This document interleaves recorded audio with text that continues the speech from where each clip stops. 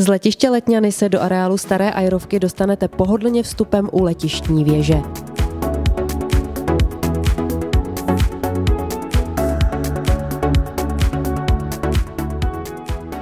Rekonstrukci historických hangárů realizoval státní podnik LOM Praha díky grantu z norských fondů ve výši 22,8 milionů korun.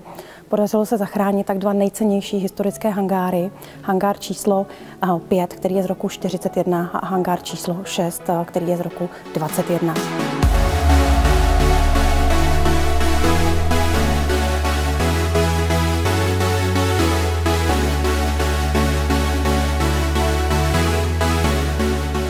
V hangáru číslo 5 je expozice bombardovacích a bitevních letounů z období od druhé světové války do 80. let minulého století. V hangáru číslo 6 se nachází letouny firmy Aero. Tento hangár sloužil původně k sestavování a zalétávání letadel a například tento letoun Aero A-18 vzlétl na nebe právě z tohoto hangáru.